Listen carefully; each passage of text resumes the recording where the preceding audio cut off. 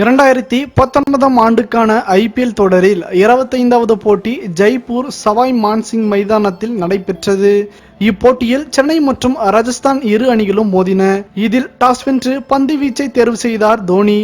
முதலில் பேட்டிங் செய்த ராஜஸ்தான் அணி 20 ஓவர்களில் 7 விக்கெட்டுகளை இழந்து 151 ரன்கள் எடுத்தது.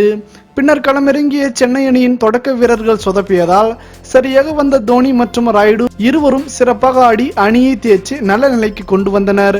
பின்னர் கடைசி பந்தில் சென்னை அணி வெற்றி பெற்றது. இந்த வெற்றியின் மூலம் ஐபிஎல் தொடரில் 100 வெற்றிகளை பெற்று இந்த சாதனையை நிகழ்த்திய முதல் வீரர் என்ற பெருமையையும் பெற்றார் தல தோனி. ஐபிஎல் தொடரில் அதிக வெற்றிகளை பெற்றுள்ள டாப் 5 கேப்டன்களை நாம் இங்கு காண்போம். முதலாவதாக MS தோனி. சென்னை அணி ஐபிஎல் தொடரில் வெற்றிகரமான அணி என்பது அவர்கள் பெற்றிருக்கும் வெற்றியிலேயே தெரிகிறது. 2 வருடங்கள் ஆடவில்லை என்றாலும் 7 முறை இறுதிப் போட்டிக்கும் அனைத்து முறையும் பிளே ஆஃப் சுற்றுக்கும் சென்றுள்ளது.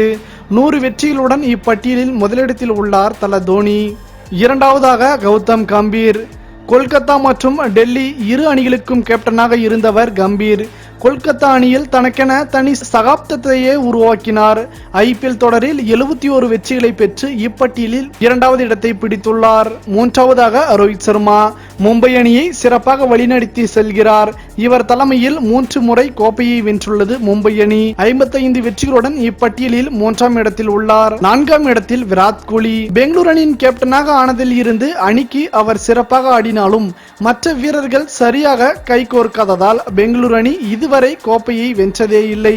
44 வெற்றிகளுடன் கோலி இந்த பட்டியலில் 4வது இடத்தில் உள்ளார். இறுதியாக 5வது இடத்தில் ஆடம் கில்கிரிஸ்ட். டெக்கான் சார்ஜர்ஸ் மற்றும் கிங்ஸ் 11 பஞ்சாப் அணிகளுக்கு கேப்டனாக இருந்துள்ள கில்கிரிஸ்ட் இதுவரை ஐபிஎல் தொடரில் 35 வெற்றிகளை பெற்று இப்பட்டியலில் 5வது இடத்தில் உள்ளார். ஐபிஎல் வரலாற்றில் தோனி செய்த இந்த சாதனையை பற்றி நீங்கள் என்ன நினைக்கிறீர்கள்?